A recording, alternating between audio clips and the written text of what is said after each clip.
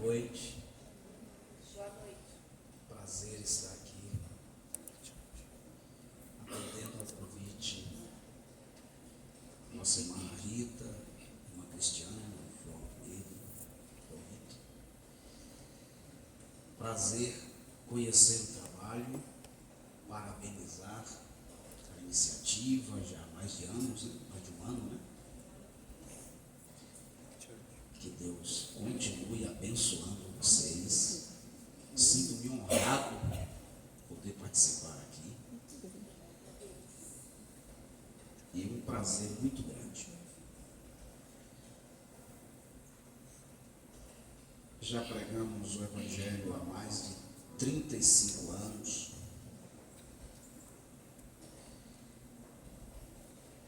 E cada vez que a gente prega, que a gente fala de Jesus, a gente é renovado, é impactado. E nesta noite eu quero ler com vocês e trazer uma história bíblica muito curiosa. Essa história está em Gênesis 38. Quero ler os versos 16, 17 e 18. Poder compartilhar o que Deus quer falar conosco. A Bíblia Sagrada, por muitos anos, eu leio a Bíblia, eu estudo a Bíblia.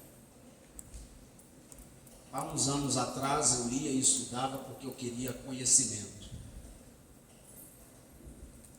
Depois de um certo tempo lendo, estudando, fazendo os seminários teológicos que tem, vários deles, eu cheguei à conclusão que a Bíblia Sagrada não é um livro só para nos dar conhecimento. Não é um livro para a gente aprender sobre Deus apenas, mas é um livro para gerar em nós consciência, para de alguma maneira nos humanizar, que eu acho que o nosso grande problema com a queda adâmica foi a desumanização. O humano, com a queda, deixou de ser humano. E a Bíblia Sagrada vem com essa mensagem de nos humanizar de novo. Não é à toa que Deus resolve descer do céu e se tornar um humano. Deus se humanizou para falar com a gente. E nesse texto, nessa história do Gênesis 38, é uma história muito curiosa. Eu vou ler 3 versículos e depois eu vou parafrasear a história para vocês entenderem.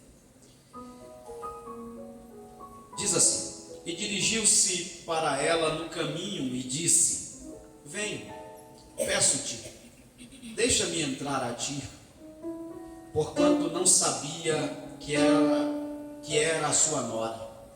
E ela disse: que darás para que entres a mim? E ele disse: eu te enviarei um cabrito do meu rebanho. E ela disse: dai-me penhor até que envies o cabrito.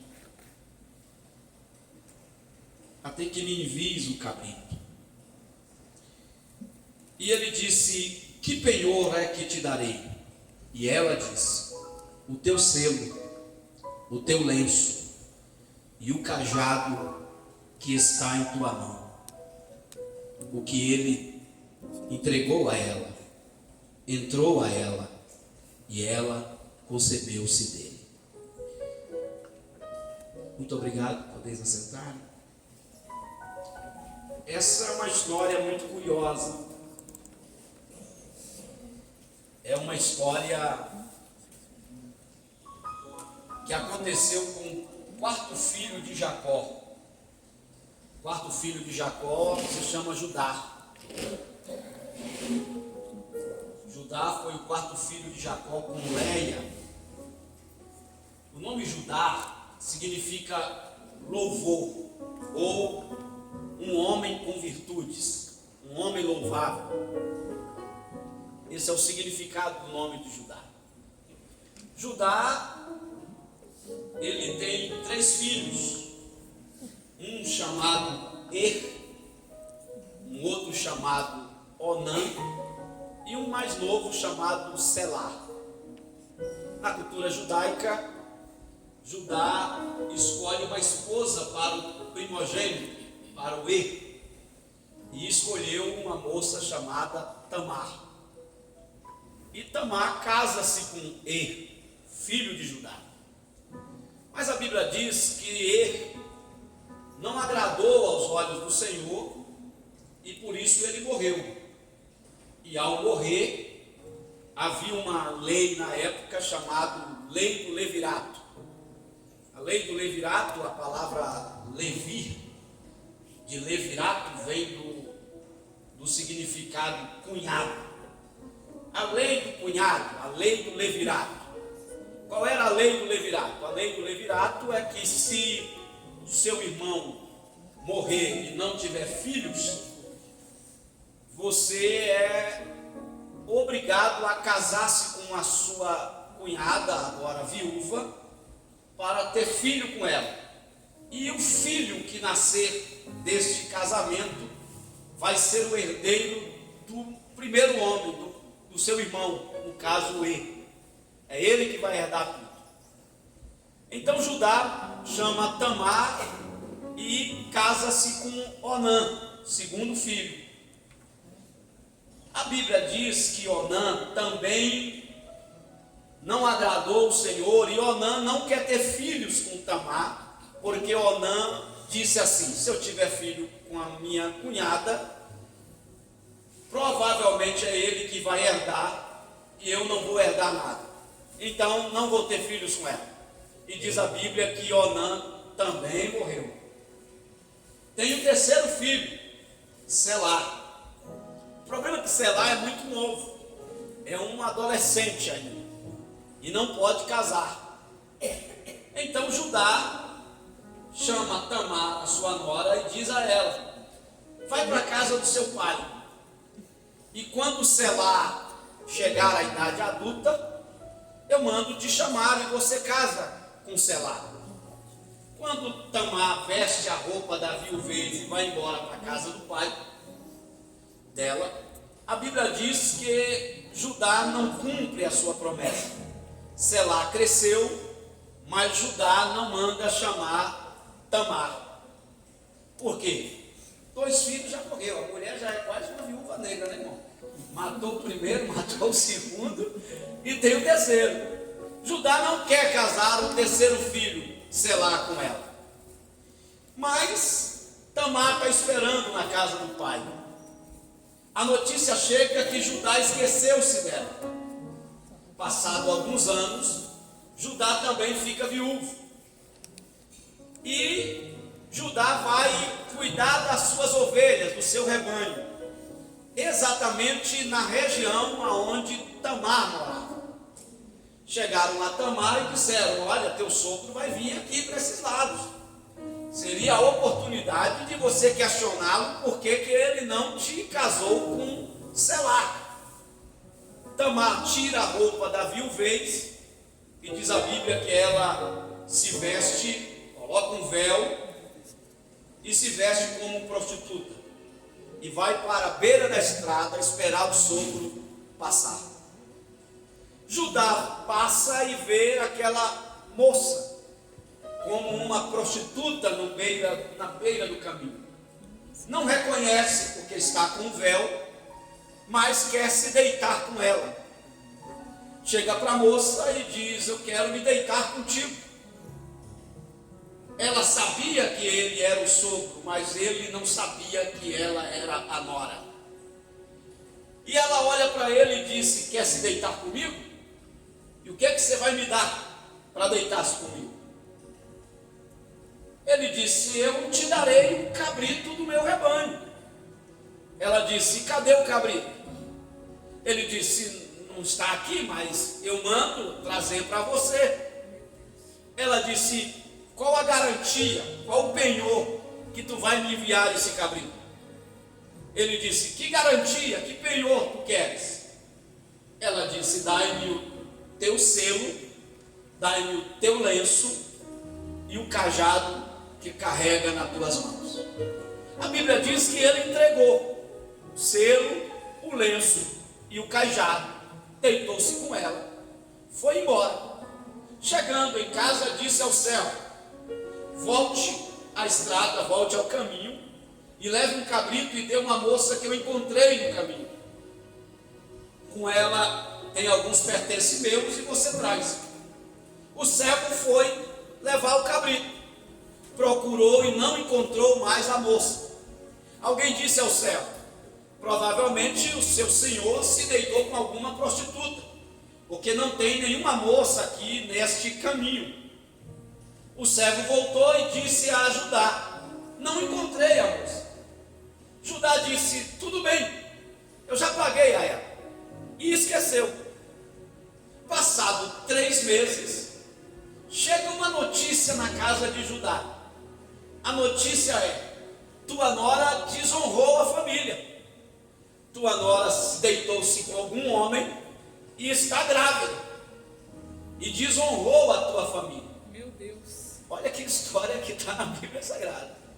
Judá ficou revoltado, senso de moralidade bateu, e ele disse: tem que matá-la. A ordem ou a lei é queimá-la viva. Vamos à casa dela, arrastar de dentro da casa e vamos queimá-la. E assim foi a caravana com Judá. Chegaram na casa de Tamar, os homens entraram na casa e disse: teu sogro deu ordem, nós vamos te matar, porque você desonrou a família, você está grávida, então nós vamos te queimar. Tamar olhou para os servos e disse: tudo bem, podem fazer o que vocês vieram fazer, mas antes, diga só uma coisa para Judá. Diga o quê? Diga a ele que o filho que eu carrego aqui é do homem que me deu essas 3 coisas: o selo, o lenço e o cajado. Quando voltaram a Judá, disseram: olha, o filho que ela carrega é do homem que entregou essas 3 coisas. A história começa a terminar com Judá olhando para o selo, para o lenço e para o cajado, e dizendo assim: sou pior do que ela. Meu Deus. Essa é uma história de Gênesis 38. Como eu disse no começo, a Bíblia Sagrada não é um livro para a gente ler, para adquirir conhecimento apenas, mas é um livro para a gente ler e nas entrelinhas gerar em nós consciência. E de certa maneira, ou quase sempre, ou certamente, Deus fala com a gente. Vamos agora compartilhar as lições dessa história, que é uma história extraordinária. Fala de um homem que o nome se diz um homem de louvor, um homem de virtudes, mas que para satisfazer um apetite sexual, um desejo pessoal, uma vontade própria, abriu mão de qualquer senso, de qualquer coisa, porque queria satisfazer os seus desejos pessoais. A grande lição aqui, que este é o nosso grande problema. Aliás, é o grande problema da maioria dos seres humanos. E muitas vezes nós agimos como Judá. Nós abrimos mão de coisas que não deveríamos jamais abrir, só para satisfazer desejos e vontades pessoais.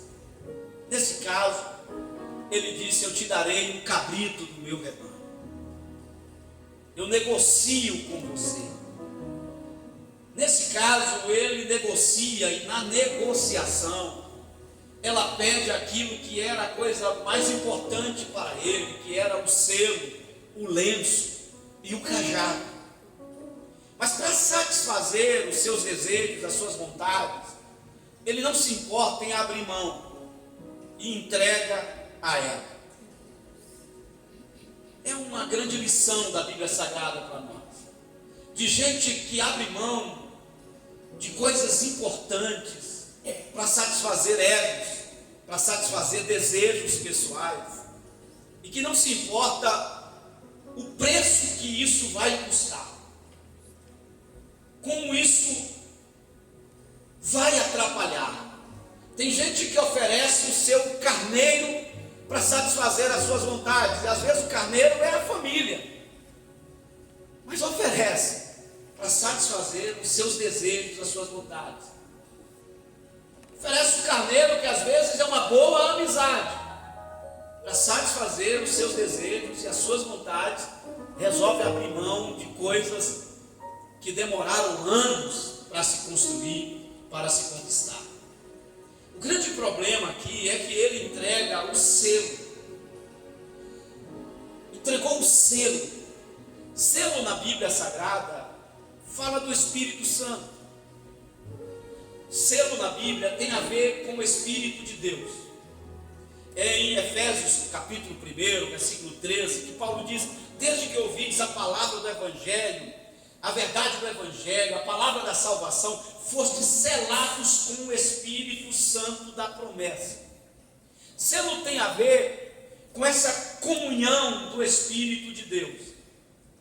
E muitas vezes nós abrimos mão do nosso selo.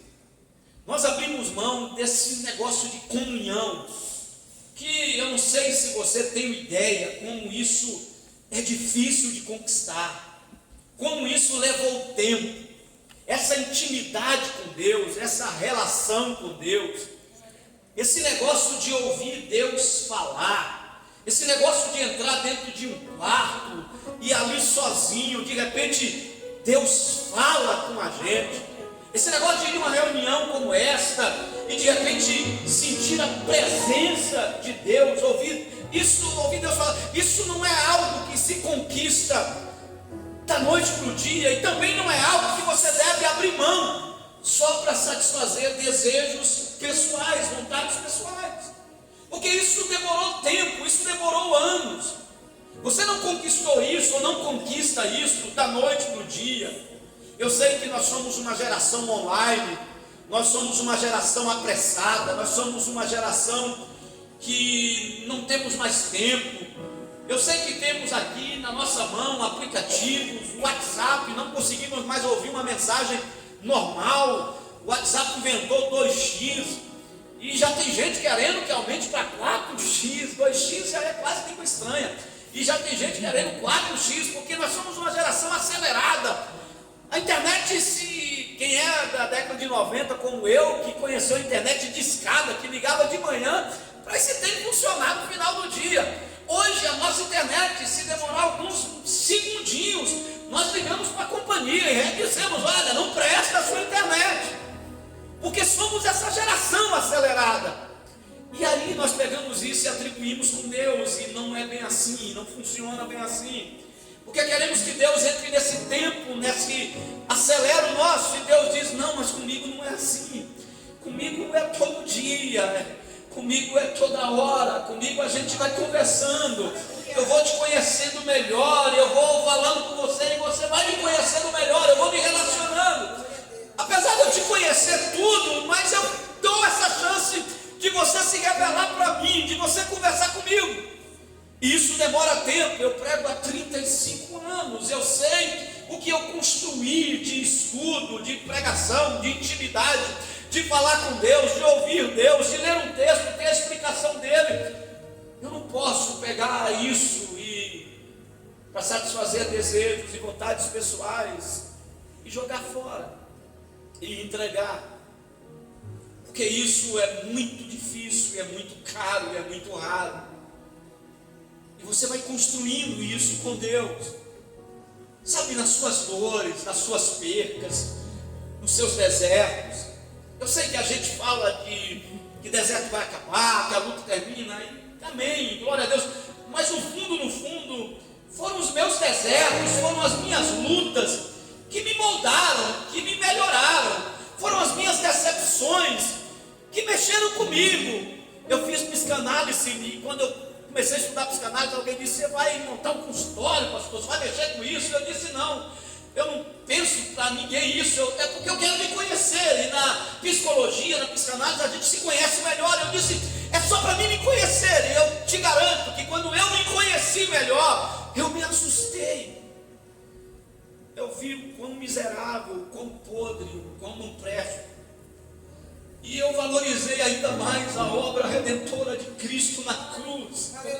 Por amar um pecador, um ser humano como eu, e me chamar de filho, e dizer: eu vou te melhorar, eu vou te aperfeiçoar, eu vou tratar você. Vai doer em alguns momentos, vai machucar em algumas horas, mas você vai sair melhor, porque eu vou falar contigo, eu vou ter paciência com você. Você vai cair e eu vou te levantar. Você vai cair de novo e eu vou estar lá. Você vai cair de novo e eu vou estar lá. Quantas vezes você cair, eu vou estar lá, porque você é meu filho amado, porque eu te amo e eu te gerei.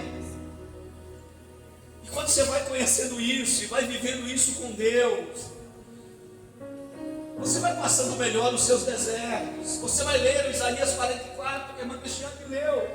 E é fundamental a leitura, porque a leitura diz: não é que você não vai passar, é quando você passar.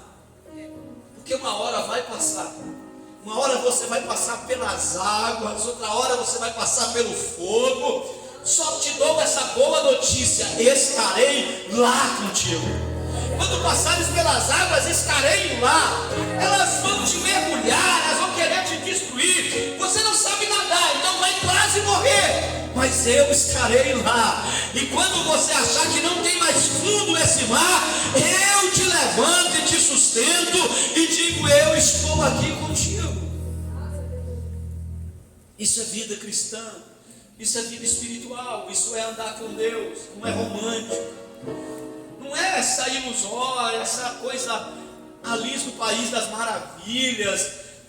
Por favor, não caia nessa armadilha. Pastor, agora eu tenho Jesus, né, pastor? Acabou tudo. Não, acabou nada. Pastor, agora eu sirvo a Jesus, agora não, você vai ter as mesmas lutas, as mesmas dificuldades. Aliás, vai até piorar, porque agora o teu inimigo vai vir com força para cima de você. Então o que é que tem de bom nisso, pastor? É que agora você tem Jesus. É que agora Jesus está no teu barco. Obrigada, Jesus, aleluia. Tem hora que ele está lá meio que dormindo, só pode ser, porque o tempo está quase virando e ele não faz nada. E ele está lá dizendo: não faço nada, o quê? Eu estou aqui. Se virar, eu viro de volta, mas eu estou aqui.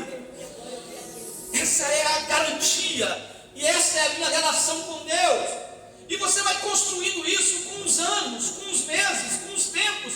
Há 1 ano e 8 meses, os irmãos estão aqui. Ora tem mais gente, ora menos pessoas, mas vocês estão aqui. E acredite, uma única pessoa aqui, se ouvir Deus falar em cada reunião, já valeu a pena todo o gasto, todo o trabalho, toda a luta, todo o cansaço de uma sexta-feira, uma semana. Eu conheço isso aqui, uma semana louca, uma semana agitada, o cansaço chegou, vou chegar em casa mais tarde. Mas se eu conseguir ouvir Deus falar, se algo mudar dentro de mim, se eu sair daqui pensando diferente, se eu sair daqui olhando, já valeu muito, mas muito a pena. Então, por isso que vocês insistem aqui. Por isso que vocês estão aqui. Porque aqui, querendo ou não, nessa 1h30, 2 horas de reunião e de louvor, tem um Deus falando com a gente, como nesta noite, como agora, que está dizendo assim: não perde o teu selo. Foi difícil, está sendo difícil, o caminho parece não terminar. Aliás, ele só vai terminar quando chegar aquele grande dia. Mas até lá eu estou convosco. Aleluia! Mas até lá eu estou com vocês. Sabe do que eu estou falando? É disso que eu estou dizendo. Não é dessa fantasia, desse evangelhozinho barato que você vê na internet, esse negocinho sem cruz, esse evangelhozinho sem coroa de espinhos, sem Judas. Isso não é evangelho, acredite em mim. Quem propôs esse evangelho sem cruz, sem coroa de espinhos, sem se decepcionar, sem ser traído por amigos, quem propôs esse aí foi Satanás.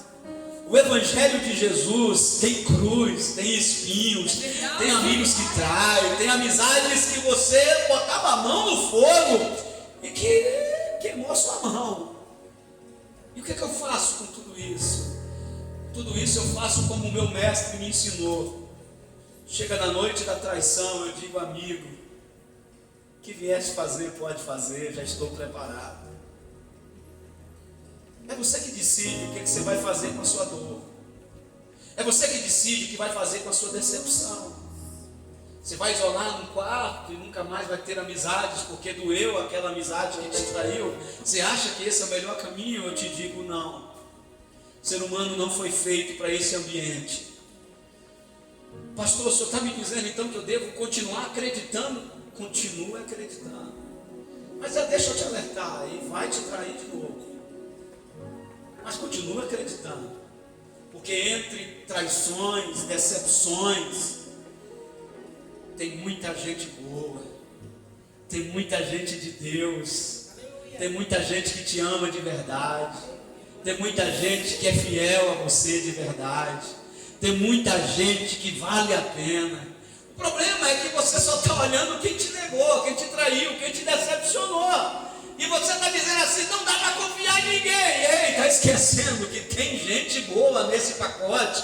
Tem gente que nunca te negou. Tem gente que sempre esteve do teu lado. Está esquecendo que tem gente chorando por você em algum lugar que você nem fala mais, que você não tem nem mais no seu WhatsApp, mas está lá, chorando e orando por você, torcendo por você. E quando recebe a notícia: olha, fulano deu certo, vibra com você de longe.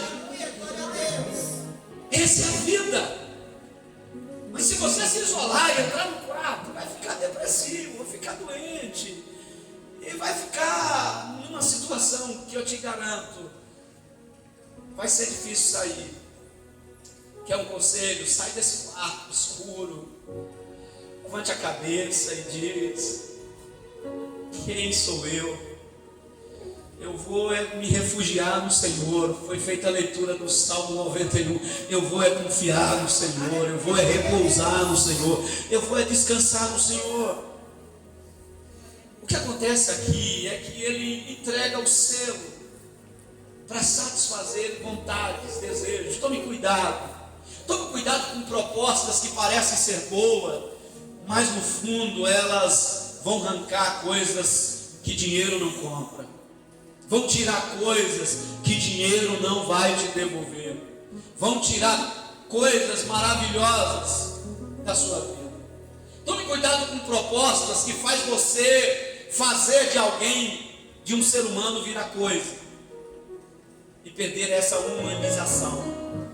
E ela pede a ele um selo. Tem 2 homens na Bíblia, aliás, muita gente na Bíblia que perdeu o selo do Espírito de Deus.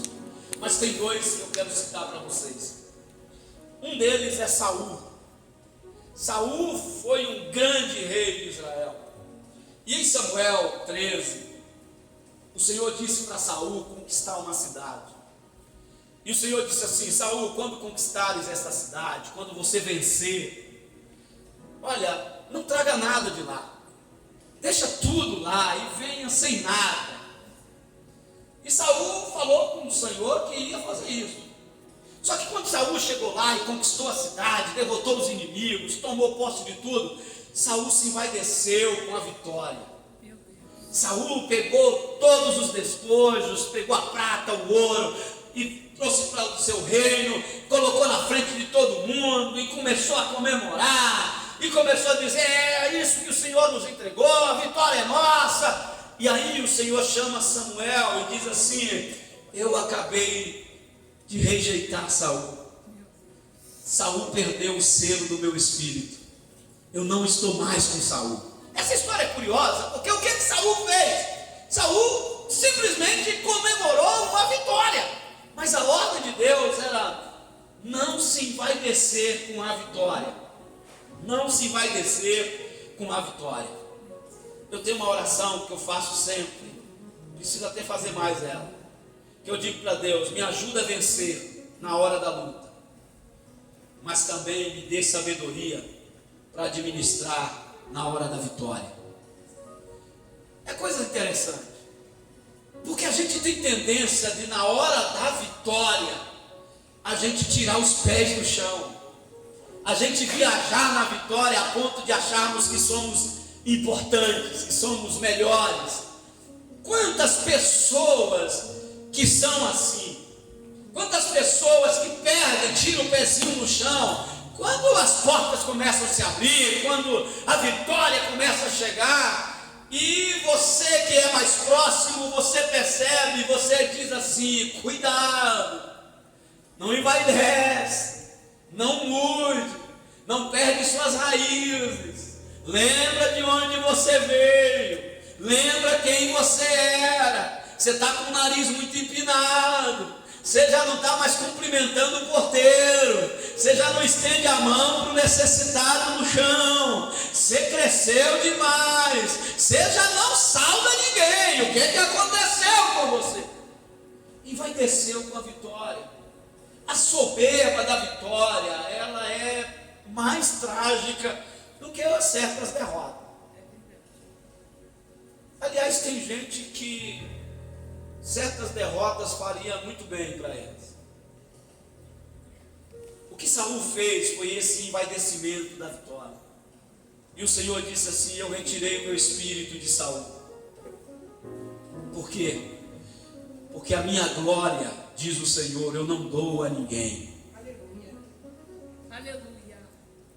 Abaixa a bola. Quando a vitória chegar, quando você for comemorar, comemore, mas não esqueça que foi o Senhor. Na Roma antiga, quando um gladiador entrava no Coliseu e o gladiador vencia no Coliseu, os Césares da época faziam o seguinte: pegava o gladiador que venceu na arena, e César mandava o seu servo pegar o cavalo real, colocar o gladiador em cima e sair pelas ruas da cidade. O servo do César pegava o gladiador, colocava no animal real, na carruagem real, e saía nas ruas de Roma, nas ruas da cidade. Na medida que ia passeando, a população começava a aplaudir o gladiador. O gladiador sentado ali do lado do servo de César, e a população começava a gritar o nome do gladiador, começava a aplaudir o gladiador. De repente o gladiador ousava levantar para acenar para a multidão. Quando ele fazia isso, o servo de César puxava ele do lado, ele abaixava e o César dizia: você venceu, mas quem é rei é César. Meu Deus. Você venceu, mas quem é rei é César. Isso fazia com que o gladiador entendesse que aqueles aplausos, que tudo aquilo não podia iludi-lo. Primeiro, o povo que te aplaude é também o povo que diz: crucificam. Então, o que o servo de César dizia é: você venceu, mas o rei é César. Isso vale para a gente. Está vencendo? Graças a Deus. Está prosperando? Graças a Deus. Mas o rei é Jesus. Ele continua sendo o Senhor. Ele continua sendo aquele que tem o controle de todas as coisas. Então Deus está querendo te honrar, mas está primeiro querendo criar em você uma mentalidade para não perder o selo, para não se empolgar, para não sair daquilo que o Senhor te chamou. Tem gente que para de orar, tem gente que para de vir nas reuniões, tem gente que para de buscar o Senhor, tem gente que para de conversar com aquela pessoa que conversava, que se orientava. Lembra? A gente sempre tem alguém que a gente confia, que a gente liga, a gente manda mensagem, a gente pede orientação. Não é idolatria, não, que são pessoas como nós, mas são gente que a gente confia, que a gente sabe que tem uma palavra boa. Mas aí veio as vitórias, E a gente foi se afastando, e a gente não quer mais pedir conselho, a gente não quer mais. Você venceu, mas o rei continua sendo Jesus. Eu quero terminar, ou começar a terminar, dizendo que teve um outro homem na Bíblia que perdeu o selo, que perdeu o Espírito Santo. Aliás, esse versículo é um dos versículos que mais mexe comigo. Ele está em Juízes 16, 20. Fala de Sansão. Lembra de Sansão com Dalila? Ela queria saber aonde era a origem da força, e ele mentia para ela, e quando vinham os midianitas, ele vencia os midianitas. E quando vinham os saduceus, ele vencia os saduceus. E quando vem agora os filisteus, Sansão, diz o versículo 20, que Sansão se levantou e disse assim: assim como eu venci as outras vezes, vencerei de novo. E quando vai para cima dos filisteus, o versículo 20 termina dizendo assim: e Sansão não sabia que o Espírito do Senhor não estava mais com ele. Meu Deus. Esse é um versículo extraordinário de Juízes. Ele não sabia que o Espírito do Senhor não estava mais com ele. Como assim? Você já parou para pensar, chegar nesse nível de você achar: não, eu já venci, eu sei pregar, eu sei cantar, minha voz é extraordinária, eu conheço a Bíblia, eu prego há 35 anos, eu sei do que eu faço, deixa comigo. E de repente você ouvir essa voz dizendo assim: e ele não sabia que o Espírito de Deus não estava mais com ele. Tem gente assim, tem gente que já perdeu o selo, tem gente que já não sente mais. Sabe qual é o meu maior medo como pregador há 35 anos? Meu maior medo é me tornar um profissional de pregação, de vender, de negociar aquilo que custou tão caro para Deus me dar, ou para Deus me usar, sei lá o quê. E as propostas, as artimanhas, e de repente eu pregar porque eu sei pregar. Eu vejo a plateia vibrar, eu prego nos congressos e vejo aquele povo vibrar, porque eu sei fazer isso, eu aprendi, eu sei entonar a voz, eu sei bater o pé na hora certa, eu sei usar os dispositivos mentais, eu sei olhar para a cara de uma pessoa e dizer assim: está na prova, está na luta, pelo semblante dela, e usar isso no reino de Deus, na obra de Deus. Eu tenho medo disso. E me desculpe, é o que eu mais vejo hoje no meu evangelho. É verdade. É o que eu mais vejo hoje. Profissionais, pregadores, pastores que usam dispositivos mentais, o corpo fala, que usa a experiência dos anos pregando, e aí usa aquilo para profetizar em nome de Deus, para falar em nome de Deus. Olha para certas pessoas e vê a postura corporal e já entende que está tendo algum problema e usa Deus para isso e diz: olha, Deus está mandando te dizer, Deus está mandando falar, e Deus fica de longe dizendo assim: não, eu nem estou contigo, tu está brincando com este povo, teu negócio é a oferta que vai te dar, teu negócio é o cachê que vai receber, tu não está nem aí para a vida deles. Isso dói em mim, porque eu vejo isso o tempo todo, e eu sou de uma geração da década de 90, que ouvi uma profecia de uma senhora de 68 anos dizer à minha mãe: eu escolhi este menino desde o teu ventre, eu tinha 9 anos de idade. E naquela noite, depois que eu ouvi ela falar isso para minha mãe, eu nunca tinha pego na Bíblia para ler, era um menino comum, soltando pipa, jogando gude. Eu acho que a geração nova não sabe nem o que eu estou falando. Mas naquela noite, depois que eu ouvi aquela voz dizendo: eu escolhi ele para ser pregador do Evangelho, Eu não consegui dormir aquela noite, o pouco que eu sabia já ler, eu peguei a Bíblia, eu só sei que eu lembro até hoje que eu li a Bíblia aquela noite a quase que inteira, e na manhã seguinte, na oração do culto doméstico que a minha casa tinha, eu já estava querendo falar o que eu li, e daí em diante eu começo a pregar o Evangelho, subindo em cima de cadeira, dos 9 anos de idade em diante, pregando o Evangelho de Jesus, e começando a viajar, e começando a fazer, e ver hoje o que estão fazendo, o que estão brincando com isso, dói em mim. Porque nada paga o que aconteceu comigo agora, há 3, 4 meses atrás, uma viagem que eu fiz ao meu estado de origem, que é a Bahia. Fiz uma viagem missionária, um campo de um pastor que tinha muita dificuldade no campo, e eu disse a ele: eu vou aí te ajudar, eu vou passar uns dias aí com o senhor. E fui lá, eu tenho uma pequena distribuidora de Bíblias, eu ajuntei os recursos que eu tinha todos, levei umas Bíblias, distribuí lá para eles, fiquei uma semana lá, e o que mais marcou foi quando eu preguei em Jequié, numa igreja, tinha umas 15 pessoas não crentes, as 15 pessoas aceitaram Jesus naquela noite, maravilha, fiquei felizaço com aquilo, mas vem um obreiro e me dá um abraço apertado, e aquele senhor de idade começa a chorar, e um homem para chorar, só pode ser Deus. Ele começa a chorar e ele olha para mim e diz: tu não lembra, né, pastor? Eu disse: de quê? Não sei. Ele disse: tu não é um pregador mirim? Eu disse: sim, aqui na Bahia era assim que eu era conhecido. O senhor não pregou na igreja do pastor fulano? Eu disse: sim, é meu amigo até hoje. Pois é, eu tinha ido em casa, pastor, eu amarrei uma corda para tirar a minha vida naquela noite. Tentei subir na cadeira e pôr a corda, mas faltou coragem. Eu desci da cadeira e disse: vou ali no bar, não sei de quem, vou tomar umas que vai me dar coragem e vou fazer isso.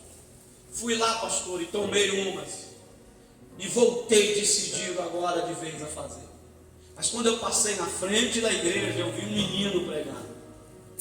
Achei curioso o menino, nessa altura do campeonato, eu tinha uns 12 anos, um menino pregando. Fiquei na porta, na janela, do lado de fora da igreja, porque eu estava meio embriagado e não quis entrar. E o senhor estava lá pregando, e ele disse: quer ver que era o senhor mesmo? Eu disse: o que você vai me contar agora? Ele diz: eu sei a mensagem que o senhor pregou Ezequiel 47. E o tema da mensagem era o fenômeno das pororocas, a água do rio entrando na água do mar. Eu disse: era eu mesmo, irmão, eu prego essa mensagem há muitos anos. Ele disse: e de repente o senhor olhou para a janela e o senhor disse aí: você que está aí fora, hoje as águas do Espírito vão entrar na tua água do teu mar que está morto, e você recebe vida. Eu aceitei Jesus, pastor, naquela noite. Tirei a corda, aí a filha, que na época tinha 5 anos, agora com quase mais de 40, me abraça e diz: muito obrigado, pastor, porque se não fosse aquele dia, aquela noite, aquela mensagem, não teríamos o meu pai. Você está entendendo o que é pregar o Evangelho? Que isso é coisa séria, que é por isso que nós estamos aqui, que é por isso que reunimos aqui, que movemos qualquer coisa, que enfrentamos qualquer dificuldade, para manter a chama, para falar para você, para dizer a você: não troque, não perca, não entregue o teu selo, não entregue o teu lenço. Lenço na Bíblia fala de lágrimas, não entregue o teu lenço. Volte a chorar. Eu sei que a gente está virando uma geração endurecida, os corações endurecidos, a gente já não chora como antigamente.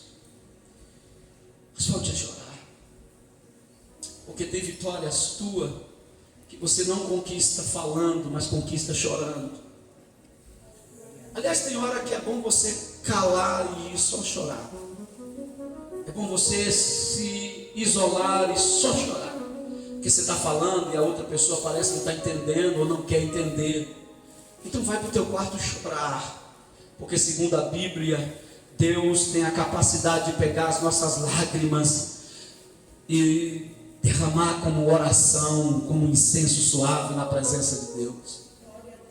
Os gemidos inexprimíveis virá palavras na boca. Então vai chorar, mas chore, jogue para fora, e deixa o Espírito de Deus trabalhar na sua vida. Eu estou terminando agora, que ele entregou o lenço, o selo, e ela disse: dai-me o cajado que está nas tuas mãos. Cajado fala de vocação, cajado fala de chamada, cajado fala de propósito de vida.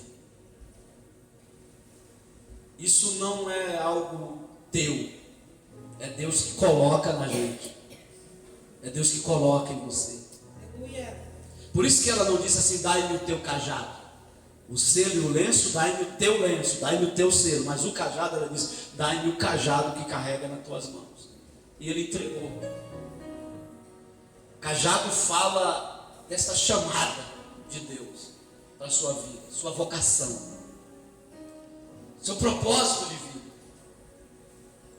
Você nasceu para quê? Você tem um propósito de vida. Descubra isso. Converse com Jesus, converse com Deus e diga: fala comigo. E quando arder em você, e quando você entender que você tem uma chamada, você tem um propósito de vida, abra mão de qualquer coisa, mas cumpra o teu propósito. Cumpra a tua chamada. Glória a Deus. Deixa que vai ter algumas reviravoltas na tua vida, mas nunca você vai conseguir fugir do cajado que Deus colocou nas tuas mãos, daquilo que Deus te vocacionou. Eu já tentei correr nesse negócio aqui há 500 milhões de vezes, já trabalhei em tanta coisa que vocês nem imaginam, e não adiantou. Até um dia eu disse: sabe de uma coisa, foi para isso que Deus me chamou, ajudar vidas, sarar almas. Por isso que eu prego de uma maneira que eu quero que você entenda, que você compreenda. Eu preciso mexer com você, eu preciso fazer você pensar, eu preciso fazer você criar uma mentalidade. Por quê? Porque se você descobrir qual é o teu propósito, nada vai impedir.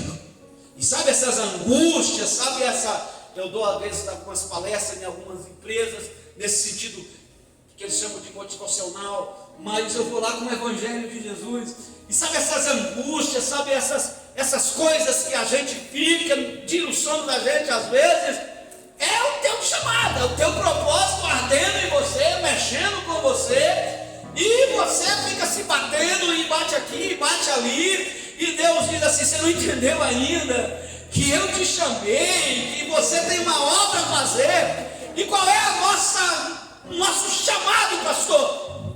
Cuidar de gente. Aleluia. Qual é a nossa vocação, pastor? Cuidar de gente. Qual é o meu propósito de vida, pastor? Cuidar de gente. Essa é a ordem de Jesus: vocês provarão que são os meus discípulos se amarem uns aos outros. Cuidar de gente. Esse é o propósito humano. Pensar no outro, abrir mão de mim por causa do outro. Não é fácil não, mas é. Sabe aquele negócio de ouvir aquela irmã chata lamentar de novo, ouve ela até altas horas e dá conselho. Tá aí. Você não sabe o poder que tem de ouvir alguém jogar para fora e ter alguém para ouvir. Você não sabe o poder que tem em só te ouvir. Uma vez eu tive essa experiência. Eu fui ouvir uma pessoa que ninguém na igreja, o pastor me alertou quando eu fui tomar conta dessa igreja. O pastor que saiu disse assim: você vai pastorear, tem uma irmã fulana, mas olha, já cai fora, que ali ela vai pegar e vai contar as histórias dela, e se o senhor não cair fora, ela vai contar. A primeira vez ela veio, eu reconheci, o pastor tinha me identificado, eu caí fora dela. Segunda vez ela tentou de novo, eu caí fora dela. Na terceira vez o Espírito Santo falou: que pastor é você, hein? Eu voltei e disse: pode falar, amigo. E ali nós foi a altas horas, eu, ela, o esposo. E quando ela foi me contando, confesso aos irmãos, eu não sabia o que falar para ela, nada. Terminou de me contar tudo e ela disse: e aí, pastor? Eu não tinha o que falar, nada. Eu só disse: vamos orar. É o que a gente sempre faz, né? Aí voltei para casa angustiado. Disse: que pastor que sou eu, que pregador sou eu. A mulher me contou 3 horas de coisa. E eu não tive reação, não tive uma palavra para a mulher. Que feio! Aí o Espírito Santo falou comigo: você não sabe o que você fez, né? Vou te revelar.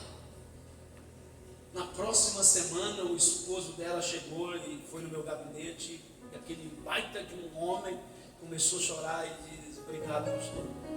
Eu disse: obrigado porque, irmão, o senhor salvou a minha esposa. Eu disse: como, irmão? Semana passada o senhor ouviu ela. Ela chorou a noite inteira em casa. E ela me contou abusos da infância dela. Ela estava aprisionada, pastor. E ela disse que depois que te ouviu, sentiu uma libertação chegando na vida dela. Você está entendendo como Deus tem as suas maneiras de trabalhar? Deixa Deus te usar. Não fuja da tua vocação, nem do teu chamado. Curva a tua cabeça, fecha os teus olhos. Eu quero terminar orando por você. Espero que esta palavra de reflexão possa tocar você. Quem sabe Deus falou ao teu coração essa noite. Eu sei que alguém aqui ouviu a voz de Deus. Assim diz o Senhor ao teu coração: não entregue o teu selo, não entregue o teu lenço, nem o cajado que eu coloquei nas suas mãos. Tu tens uma chamada, tu tens pensamentos, projetos, mas o que arde em você é muito maior. E eis que o Senhor está falando ao teu coração, que tudo aquilo que você precisa, Ele vai fazer chegar na tua vida. Não se preocupe, porque enquanto você caminha para obedecer a voz do Senhor, o Senhor caminha em tua direção, abrindo e entregando o que você precisa para a sua vida. Deixa o Senhor te curar nesta noite. Deixa o Senhor te visitar no teu quarto escuro, no teu momento difícil. Ei, Deus vai te tirar desse momento de dor, de angústia profunda, e vai colocar um novo cântico na tua boca. Tu vai voltar a ser quem tu era, sim. Tu vai voltar a ter o sorriso fácil de verdade, sim. Você vai voltar a ser feliz de verdade, sim. Porque o Senhor cuida de você. Porque o Senhor cuida da tua vida pessoal. O Senhor cuida da tua vida sentimental. O Senhor cuida da tua vida. Deixa o Senhor trabalhar no teu coração. Não entregue aquilo que foi muito caro você conquistar. Se você perdeu, vai buscar agora em nome de Jesus. Vai buscar o teu selo, a tua comunhão com Deus em nome de Jesus. Volte àqueles minutos de oração que você tinha. Não tenha vergonha, lá na faculdade, lá na escola, lá no trabalho. Vai lá no teu cantinho, volte a falar com o Senhor e diga: Senhor, eu quero de novo voltar a ouvir a tua voz. Eu quero de novo sentir a tua presença, porque eu não quero perder o meu selo, a minha comunhão. Em nome de Jesus, você vai ver o que Deus vai fazer na sua vida. Você vai chorar, mas não vai ser mais lágrimas de tristeza, de angústia. Vai ser lágrimas de prazer da ação de Deus na sua vida. Está terminando esta noite com o Senhor falando ao teu coração: eu estou contigo. Eu estou contigo. Deixa Deus ministrar o teu coração. Sinta a presença do Espírito Santo aí agora. Em nome de Jesus. Deus entra nessa casa, entra nessa família, entra nesse casamento, em nome de Jesus. Entra agora, Senhor.